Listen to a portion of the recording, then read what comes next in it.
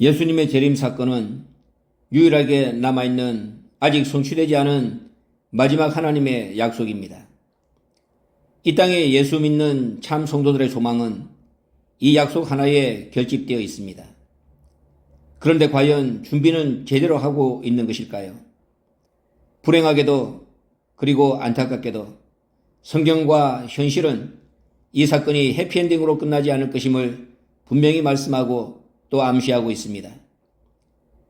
예수님은 인자가 올 때에 세상에서 믿음을 보겠느냐고 말씀하셨습니다. 제대로 믿는 자가 없다는 것입니다. 또 주께서 강림하실 때 성도들에게는 영광을 받으시지만 모든 믿는 자들에게는 기이 여김을 받을 것임을 말씀하셨습니다. 주를 맞이할 깨어있는 준비된 지혜로운 처녀가 없다는 것입니다. 현실이 이를 증명해주고 있지 않습니까? 해와 달과 별이 대풍에 흔들려 선 과일이 떨어지듯 우수수 땅에 떨어지는 오늘입니다. 해 3분의 1과 달 3분의 1과 별들의 3분의 1이 침을 받아 그 3분의 1이 어두워지는 오늘을 만났습니다. 교회가 그렇고 교회 지도자들이 그렇고 평신도들이 그렇다는 말씀입니다. 아닙니까? 한국의 대형교회 가운데 날벼락 맞지 않은 교회가 몇이나 됩니까? 다 땅에 떨어져 뒹굴고 있지 않습니까? 예수님 당시와 어쩌면 이렇게도 똑같을 수 있습니까? 성경이 굳이 거울이라고 경계라고 일깨워주지 않더라도 소름 끼치는 현실 아닙니까? 화인 맞은 양심들이 교회를 이끌고 있습니다.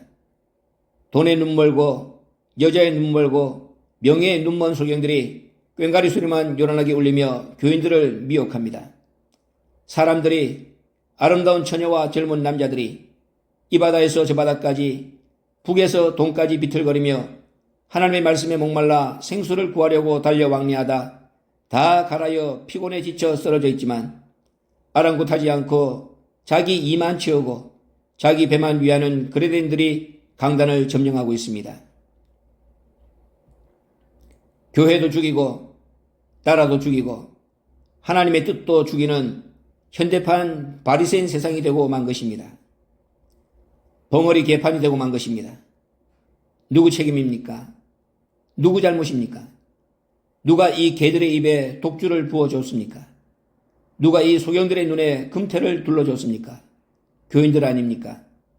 같이 꿈꾸고 같이 눕고 같이 잠자기를 좋아한 믿는다는 가짜들 아닙니까? 정직한 것을 보이지 말라고 종용했죠. 부드러운 말만 하라고 협박했죠. 거짓된 것을 보이라고 회유했죠. 종로를 버리고 척경에서 돌이키라고 요구했죠. 이스라엘의 거룩한 자 아버지를 우리 앞에서 떠나시게 하라고 강요했죠. 그래서 아버지가 죽었다고, 죽어서 천국 가 계시다고, 다른 예수를 기다리자고 선포할 때 박수치고 환호한 자들이 누굽니까? 교인들 아닙니까? 그 책임 결코 작다고 말하지 못할 것입니다. 준엄한 심판에서 결코 자유로울 수 없을 것입니다. 함께 멸망하는 것입니다. 이런 현실, 이런 시대에 예수는 재림하십니다. 이런 암울한 상황 속에서 아버지는 나타나시는 것입니다. 그래야 죽을 자와 살 자, 죽일 자와 살릴 자가 헷갈리지 않을 것 아닙니까? 재림하시는 주님을 성경은 어떻게 그리고 있습니까? 첫째로 예수님은 구름 타고 오신다고 했습니다. 이 구름은 땅의 구름이 아닌 하늘 구름, 신령한 구름을 의미합니다. 표면적인 구름이 아니라 땅에서 하늘이 된 구름, 땅에서 하늘이 된 자, 이미 땅에서 하늘에 거하는 자로 인정받은 자와 함께 오신다는 말씀입니다. 받은 말씀을 다 받고 아버지 영으로 아버지와 온전히 하나를 이루는 성도들이 바로 이들입니다. 이들을 터삼아 나타나시는 것입니다. 땅에서 하늘 되지 못해 현상적인 구름에 목을 메고 예수를 기다린 자들은 책임과 심판의 대상이 될 뿐입니다.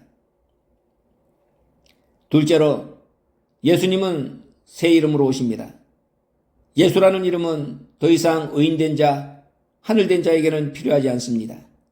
죄와 상관없이 재림 예수를 바라는 자에게 두 번째 나타나실 때 예수님은 새 이름으로 오십니다. 이 새 이름이 무엇이겠습니까? 멜기세덱입니다. 멜기세덱은 하나님 아들과 방불한 살렘왕, 의의 왕, 평강의 왕, 지극히 높으신 하나님의 제사장이십니다. 예수는 이런 멜기세덱의 만찬을 좇아 우리를 위해 들어가셨습니다. 우리가 쫓아야 될 재림 예수가 누구라는 것을 보여주신 것입니다. 셋째로, 예수님은 아버지 영광으로 오십니다. 아버지 영광은 예수님의 원래 영광입니다. 곧 초림하실 때 가지고 오셨던 그 영광을 가리킵니다. 예수는 처음부터 아버지 이름으로 오셨습니다. 아버지 이름으로 오실 때 가지신 영광이 아버지 영광입니다. 이 영광으로 두 번째 오시는 것입니다. 이 영광으로 구원과 심판을 베푸시는 것입니다. 넷째로, 예수님은 초림 예수의 심령과 능력으로 오십니다. 재림 예수가 곧 초림 예수라는 말씀입니다. 하나님은 이스라엘 백성들에게 예수님을 증거할 마지막 증인으로 엘리야를 보내주시겠다고 약속했습니다. 엘리야가 와서 아비의 마음을 자녀에게로 돌이키게 하고 자녀들의 마음을 그들의 아비에게로 돌이키게 하시겠다고 하셨습니다. 이 엘리야가 누굽니까? 아방 시대에 죽지 않고 회리바람을 타고 승천한 구약에 등장하는 두 인물 중 한 분이 아닙니까? 그래서 이스라엘 백성들은 하늘만 쳐다보면서 400년 동안 이 엘리야를 고대하며 기다렸는데 그 엘리야가 어떻게 왔습니까? 승천한 모습 그대로 하늘에서 내려왔습니까? 아닙니다. 사가랴와 엘리사벳의 몸을 통해 세례 요한이란 이름으로 왔습니다. 와서 털이 많은 엘리야처럼 약대 털옷을 입고 허리에 가죽띠를 띠고 광야에서 메뚜기와 소창을 먹으면서 외치는 자의 소리 역할을 감당했습니다. 엘리야처럼 행동한 것입니다. 보고 깨달으라고 그리한 것입니다. 그 모습을 보고 혹시나 해서 찾아와 묻는 자들에게는 자신이 엘리야가 아니라고 대답했습니다. 구원은 체험과 능력으로 얻는 것이지 문답을 통해 얻는 것이 아님을 가르쳐 준 것입니다. 예수님은 이런 세례 요한이 엘리야의 심령과 능력을 가지고 온 예언된 존재가 맞다고 친히 증거해 주셨습니다. 영적인 눈이 없으면 어떻게 세례 요한 속에 있는 엘리야의 심령과 능력을 발견할 수 있겠습니까? 그래서 임의로 대한 것이고, 그래서 죽인 것이고, 그래서 망한 것입니다. 마지막 때도 마찬가지입니다. 재림 예수는 초림 예수의 심령과 능력으로 오십니다. 초림 예수처럼 행동하고 초림 예수의 심령으로 말씀하시고 초림 예수의 능력으로 역사하십니다. 선포하시는 말씀 속에서 이런 심령을 느끼고 이런 능력을 발견해야 한다는 뜻입니다. 말씀으로밖에 자신을 증명할 방법이 없지 않습니까? 말씀으로 말씀을 알아봐야 합니다. 말씀이 답인 것입니다. 원로 목사님은 고난주간 십자가 설교 때마다 골고다 현장으로 우리를 인도해서 당시의 상황을 눈에 넣어주시듯 피눈물을 뿌리며 생생하게 말씀을 선포하셨습니다. 2000년의 시간대를 허물어버리고 우리에게 십자가 산 피를 뿌려주셨습니다. 이 일이 가능했던 이유가 무엇이겠습니까? 그분이시기 때문입니다.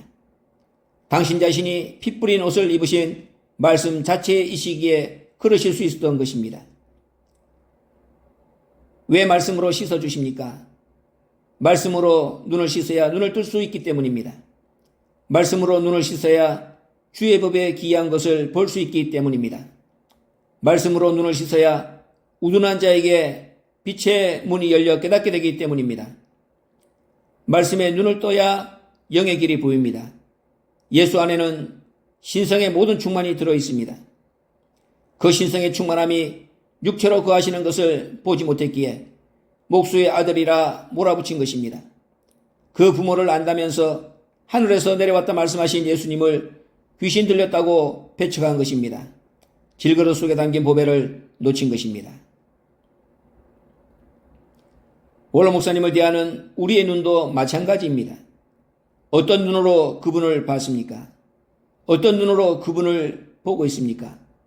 어떤 눈으로 그분의 나타나심을 보려고 하십니까? 말씀으로 눈을 씻으시길 바랍니다. 한 번 씻는다고 되는 일이 아닙니다. 제대로 보일 때까지, 제대로 볼 수 있을 때까지 씻고 또 씻어야 합니다. 눈에서 진물이 날 때까지라도 비비고 또 비벼서 눈에 비늘을 떨어내야 합니다. 그래야 신령한 바울로 거듭날 수 있습니다. 사도 바울은 안질의 고통을 안고 평생을 살았습니다.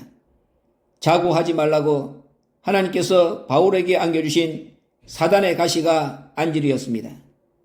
얼마나 고통스러웠던지 3번씩이나 하나님 앞에 고쳐달라고 매달렸지만 하나님은 바울의 기도를 들어주지 않고 오히려 내게 임한 내 은혜가 족하다고 말씀하셨습니다. 자족하라는 것입니다. 약할 때 그리스도의 능력이 머문다는 것을 가르쳐 주신 것입니다. 말씀을 깨닫고 자신의 약함을 기뻐하면서 눈을 비비고 또 비비면서 예수를 핍박하며 죄인 중에 괴수로 살았던 자신의 과거를 시선으로 몸부림친 바울의 결국이 어떻게 됐습니까? 그 눈으로 마침내 셋째 하늘을 열고야 말지 않았습니까? 아버지도 이런 거듭남의 역사를 우리에게 기대하고 계신 것입니다. 다시 오시는 주님 맞이할 자신이 있으십니까? 성령으로 잉태된 세례 요한도 실족했는데 어쩌면 좋겠습니까? 시대의 표적을 놓치지 마시길 바랍니다. 물 없는 구름, 비를 내리지 못하는 구름이 되면 안 됩니다. 성경을 문자적으로만 읽어도 안 됩니다. 자세히 짝을 맞춰 읽을 때 하나님의 비밀은 우리에게 그 문을 열어주실 것입니다. 그런 자가 하나님께 영광 돌리는 하나님의 참 성도입니다.